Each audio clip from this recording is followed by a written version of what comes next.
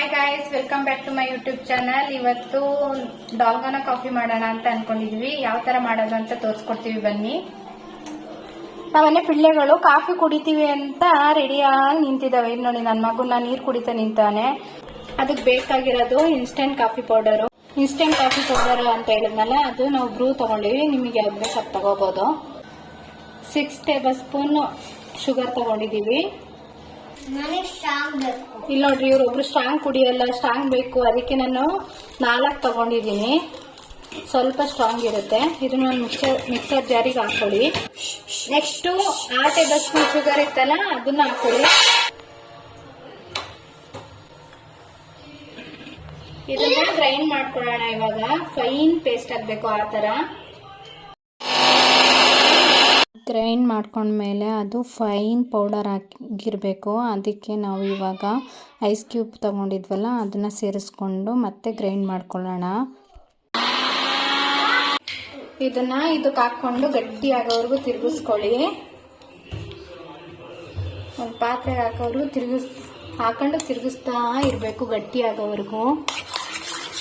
ನೋಡ್ತಿದ್ದೀರಾ ಅಲ್ವಾ ನೀವು ಹೆಂಗೆ ತಿರುಗಿಸ್ತಾ ಇದ್ದೀವಿ ಅಂತ.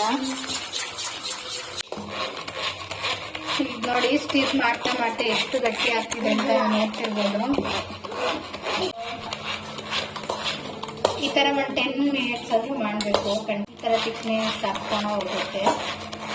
ಇಲ್ಲಿ ನೋಡಿ, ನಾನು ಕಾಫಿ ಮಾಡ್ತಾ ಇದ್ರೆ ನನ್ನ ಮಗ ಆ ಲೋಟದಲ್ಲಿ ನೀರು ಕುಡಿಬೇಕಂತೆ.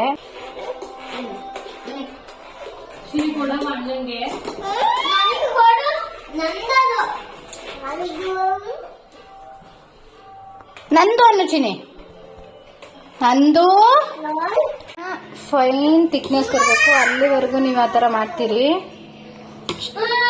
ಆವಾಗ ಕಾಫಿನೂ ಕುಡಿಯೋಕೆ ಚೆನ್ನಾಗಿರ್ತೀರಿ. ನೋಡಿ ಎಷ್ಟು ತಿಕ್ಕಾಗಿದೆ, ನೀವು ನೋಡ್ತಿರ್ಬೋದು. ಆಗೋವರೆಗೂ ನೀವು ಸ್ಟಿರ್ ಮಾಡ್ಕೊಂಡು ಹೋಗ್ಬೇಕು. ಇವಾಗ ನಂದು ರೆಡಿ ಆಗಿದೆ.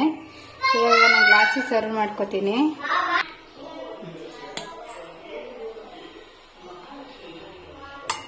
ಕೋಲ್ಡ್ ಬೇಕಂದ್ರೆ ಕೋಲ್ಡ್ ಮಿಲ್ಕ್ ಹಾಕೊಳ್ಳಿ. ನನಗೆ ಹಾಟ್ ಬೇಕಂದ್ರೆ ಹಾಟ್ ಮಿಲ್ಕ್ ಹಾಕೋಬಹುದು. ನಾನು ಸ್ವಲ್ಪ ಕೋಲ್ಡ್ ಕಾಫಿ ಮಾಡ್ಕೋತೀನಿ, ಸ್ವಲ್ಪ ಹಾಟ್ ಕಾಫಿ ಮಾಡ್ಕೋತಿದ್ದೀನಿ. ಹಾಕಿದ್ಮೇಲೆ ಈ ತರ ಮಿಕ್ಸ್ ಮಾಡ್ಕೊಳ್ಳಿ. ಏನಪ್ಪ ಏನು